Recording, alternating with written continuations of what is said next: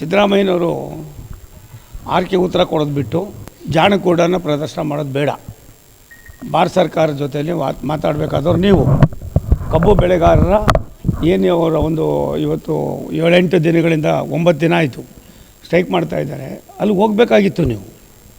ಹೋಗಿ ಅವರ ಭಾವನೆಗಳನ್ನು ಅರ್ಥ ಮಾಡಿಕೊಂಡು ವಾಸ್ತವಾಂಶನ ತಿಳಿಸಿ ಮತ್ತು ಬೇರೆ ಬೇರೆ ರಾಜ್ಯಗಳಲ್ಲಿ ಏನಿದೆ ಅದನ್ನು ಕೂಡ ಅರ್ಥ ಮಾಡಿಕೊಂಡು ಕೇಂದ್ರ ಸರ್ಕಾರ ರಾಜ್ಯ ಸರ್ಕಾರ ಒಂದು ಅಂತ ನಿಮ್ಮ ತಲೆಗೆ ಬರದೇ ಹೋದರೆ ಸಿದ್ದರಾಮಯ್ಯನವರೇ ನೀವು 2ನೇ ಸಾರಿ ಮುಖ್ಯಮಂತ್ರಿ ಆಗಿದ್ದು ವೇಸ್ಟು ಅಂತ ನನ್ನ ಭಾವನೆ.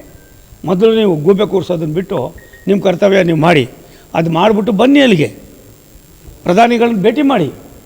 ಅದನ್ನು ಬಿಟ್ಟು ಎಲ್ಲ ಒಂದು ಕಡೆ ಎಲ್ಲದಕ್ಕೂ ಕೂಡ ಬರೀ ಆರ್ಕೆ ಉತ್ತರ ಕೊಡೋದು ಮತ್ತು ಇದು ಒಂದು ಒಳ್ಳೆ ಉದ್ದಟತನದ ಪರಮಾವಧಿ. ಇದು ಆಗಬಾರ್ದು. ಇದು ಗೌರವಸ್ಥರಿಗಲ್ಲ. ನಿಮ್ಮಂಥವ್ರು 2ನೇ ಸಾರಿ ಮುಖ್ಯಮಂತ್ರಿ ಆದಿ ಬರೀ ಮಾತೆತ್ತರೆ ಪ್ರಧಾನಿಗಳು ತೋರಿಸಿರಲ್ಲ. ನಿಮಗೇನು ಬೇರೆ ಕೆಲಸ ಇಲ್ವಾ?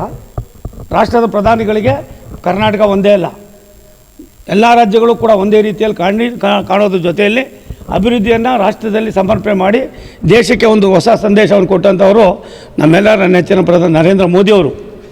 25 ಕೋಟಿ ಬಡತನವನ್ನು ಮೇಲ್ಪಂಕ್ತಿಗೆ ತಂದವರು. 50 ವರ್ಷ ನೀವು ಮಾಡದೇ ಹೋಗಿರೋ ಕೆಲಸ ಮಾಡ್ತಾಯಿದ್ದಾರೆ. ರೈತರ ಏನಿದೆ ನೀವು ತಕ್ಷಣ ಸ್ಪಂದಿಸಿ. ಆರ್ಕೆ ಉತ್ತರ ಕೊಟ್ಟು ಉಡಾಪೆ ಮಾಡೋದು ಬಿಟ್ಟು ಅದನ್ನೇನು ಮಾಡಬೇಕು ಎತ್ತು ಮಾಡೋಕ್ಕೆ ಬನ್ನಿ. ಮತ್ತೆ MP ಗಳು ಬರೋಲ್ಲ, ಎಲ್ಲರೂ ಬರ್ತೀವಿ ನಾವು. ನಿಮ್ಮ ನಡವಳಿಕೆ ಸರಿ ಹೋಗಲಿ.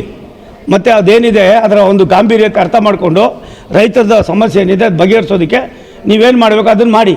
ಬಾಕಿದ್ರೆ ನೀವು ಕೂಡ ಬರಬೇಕು, ಕೇಂದ್ರ ಸರ್ಕಾರದ ಜೊತೆಯಲ್ಲಿ ಚರ್ಚೆ ಮಾಡಬೇಕು.